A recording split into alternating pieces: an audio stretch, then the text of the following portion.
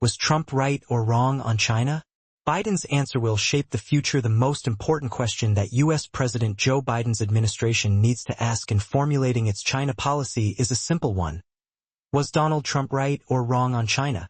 Right now, the overwhelming consensus in Washington is that even if he was wrong on everything else, Trump was right on China. Indeed, the only Trump policy that enjoyed bipartisan consensus was his China policy, with senior Democrats such as Nancy Pelosi and Chuck Schumer praising the president on China. There is therefore a real danger that the Biden administration will retain many elements of Trump's policies toward China. If so, America is heading toward a disaster. The goal of this essay is a simple one: to suggest that the Biden administration should first stop and do a cool, dispassionate analysis of U.S.-China relations and then work out a coherent, credible, and comprehensive long-term strategy toward Beijing. Currently, America lacks a strategy. Henry Kissinger confirmed this to me personally. The absence of dispassionate analysis and cool strategic calculation has effectively meant that American policy toward China has swung from one delusion to another. From the delusion of the Obama/Clinton era that American engagement would transform China into a liberal democracy to the Trump/Pompeo delusion that American pressure on China would lead to the collapse of the Chinese Communist Party, CCP. In swinging from one extreme to another, without stopping at the middle path of realism, American policy toward China is headed for failure. Yes, the Trump administration was right in one sense. Chinese foreign policy had become very assertive, even arrogant, after the global financial crisis of 2008, when the West looked weak. Resentment toward China, including among the key constituency of U.S. business, had been building up in the American body politic. Hence, when the Trump administration lashed out at China, it had a healthy cathartic effect. China would have also noticed that no major American voices spoke up for China when the Trump administration unleashed its anti-China frenzy. With that catharsis over, reason must return to American policymaking. What exactly did Trump accomplish with China? Did his administration's policies raise America's standing in the world, weaken China significantly, and lead to the progressive isolation of China from the vast majority of countries? The answer to all three questions is a resounding no. The reality is that the Trump administration's policies on China damaged America's standing, did no real harm to China, and did not arrest China's growing trade and economic links with the rest of the world. Therefore, the thesis of this article is very simple. If the Biden administration continues the Trump administration's policies on China, it will only result in a weakened America, a strengthened China, and a world where far more countries will have more substantive ties with China than with America. There's a simple reason why Trump's policies on China failed. They were not based on a realistic assessment of the adversary that America was dealing with. So, here's a simple and easy step the Biden administration can take. There are 6 billion people living outside America and China. If America were to take the sensible step of showing a decent respect for the opinions of mankind, what would it learn from the perceptions of other countries toward China? First, none would agree with the Trump administration's belief that the CCP will disappear. Instead, they would agree with the considered assessment of the Harvard Kennedy School that support for the CCP among the 1.4 billion Chinese grew from 86.1% in 2003 to 93.1% in 2016. Second, more importantly, none see China as an exporter of communism to undermine democracy. Many Americans blithely claim that the CCP represents a threat to American democracy. So why don't the world's 2 largest democracies, India or Indonesia, or even the European democracies, see the CCP as a threat to their democracies?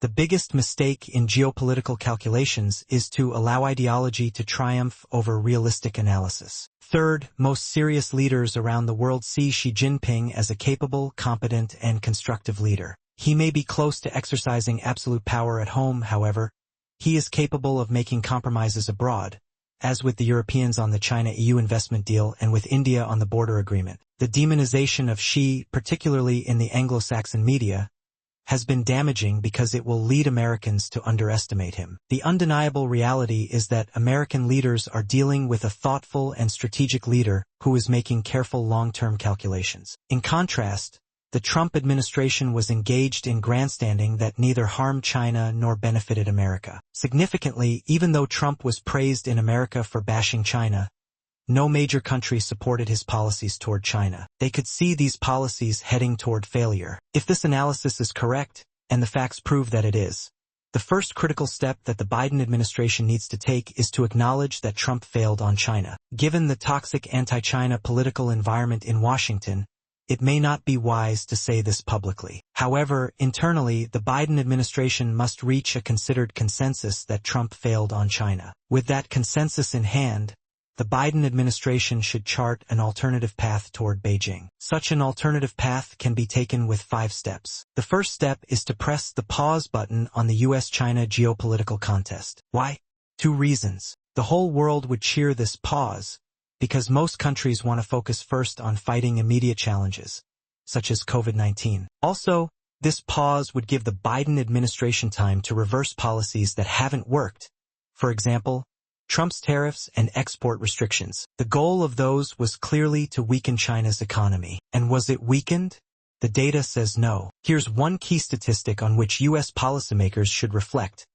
In 2009, the size of China's retail goods market was $8 trillion, while that of America was $4 trillion, more than double. By 2019, after 3 years of Trump's trade war, the size of China's market was $6 trillion, more than tripling, while that of America only rose to $5 trillion, an increase of less than 1.5 times. On this trade war, Fareed Zakaria has observed that the Biden campaign described Trump's trade war with China as an unmitigated disaster that cost Americans money and jobs. When Biden was asked in an August interview whether he would keep Trump's tariffs, he answered no and offered a wholesale critique of Trump's China policies. But none of that is being reversed. It's all under review. Biden was right in saying the trade war was a disaster. Hence, the rational response is to stop it. The second step during this pause period is to do a realistic assessment of which actions by Trump may have inadvertently strengthened Xi and China. The longer telegram,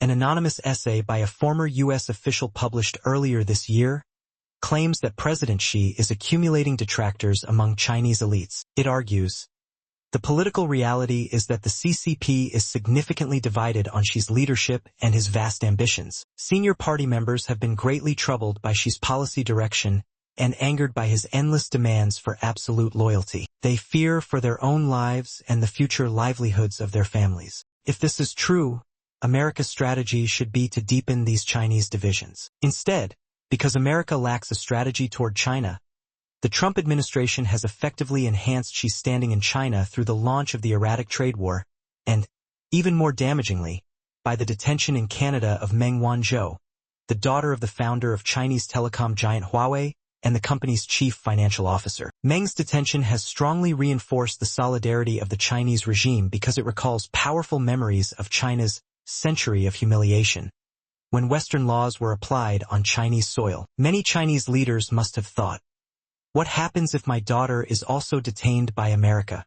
Many Americans may balk at the idea that Meng should be released. Americans believe in the rule of law. Anyone who breaks American domestic laws should be punished. I agree. Yet Meng committed no crimes on American soil. Indeed, she didn't violate any American domestic laws. She was caught by the extraterritorial application of American laws against Iran. It's a fact that America routinely makes exemptions from such extraterritorial laws. The Biden administration should give a quiet wink to the Canadian government to release her. This would serve America's national interests. This is what geopolitical cunning is all about. The third and most difficult step that the Biden administration will have to take is to develop a realistic understanding of the real strengths and weaknesses of its strategic adversary. Indeed, this is the most important step in any strategic competition, as emphasized by Sun Tzu in his most important maxim, know thyself, know thy enemy. Fight 100 battles, win 100 battles. In this context, know thy enemy means know China. In trying to understand China, the Biden administration should bear in mind a key point made by one of America's greatest strategic thinkers, George Kennan. He said that the outcome of any geopolitical contest would depend on the following. It is rather a question of the degree to which the United States can create among the peoples of the world generally the impression of a country which knows what it wants, which is coping successfully with the problems of its internal life and with the responsibilities of a world power, and which has a spiritual vitality capable of holding its own among the major ideological currents of the time. If Kennan were alive today, the first question he would pose would be, Which society enjoys greater spiritual vitality, America or China? Actually, if he were alive today, he would not be able to pose this question because the very idea that a communist-run China could enjoy greater spiritual vitality than the world's greatest democracy is inconceivable to an American mind. There's no question that overall, America is still today a more successful society and ahead of China in many areas. This iswi, my most recent book, Has China Won? Begins with a fictional memo to Xi Jinping, emphasizing that China should never underestimate America. However, it would be an equally big mistake for America to underestimate China. Those Americans who believed that American engagement with China would transform China were guilty of this. Indeed, future historians will be very puzzled that a young American republic, barely 250 years old, believed that it could single-handedly transform a 4,000-year-old civilization with a population 4 times its size. Curiously, most Americans are not even aware that this belief is somewhat arrogant. Arrogance inhibits understanding in other ways. Few Americans are aware that for the Chinese people, especially for the bottom 50%, the past 40 years have been the best in the 4,000 years of Chinese history. The Stanford University psychologist Jean Fan has documented that, in contrast to America's stagnation, China's culture, self-concept, and morale are being transformed at a rapid pace, mostly for the better. The overall question of whether American or Chinese society is stronger and more resilient is a massive one. It cannot be answered in a brief essay such as this one. This is why I had to write an entire book to discuss it fully. The sad reality is that most Americans just don't understand China, even though it has been around for more than 4 millennia. Most Americans believe that 1.4 billion Chinese people are unhappy. Hence, they cannot even conceive of the realistic possibility that the Chinese people may be swimming happily in an ocean of Chinese norms and values, which create both a sense of a well-ordered moral society and psychological well-being. By historical standards, the vast masses of Chinese people have never been better off. The fourth step to take after developing a realistic understanding of China's strengths and weaknesses is to work out a comprehensive long-term strategy to manage the competition with China. This will not be easy. Some past options are not available. Containment, for example, will not be possible. More countries trade more with China than with America. Indeed, much more. Nor can America assume military superiority, especially close to China's shores. All the Pentagon war games show that American aircraft carriers and battleships are vulnerable to Chinese hypersonic missiles. Fortunately, the mutually assured destruction MAD doctrine will prevent all-out war between America and China.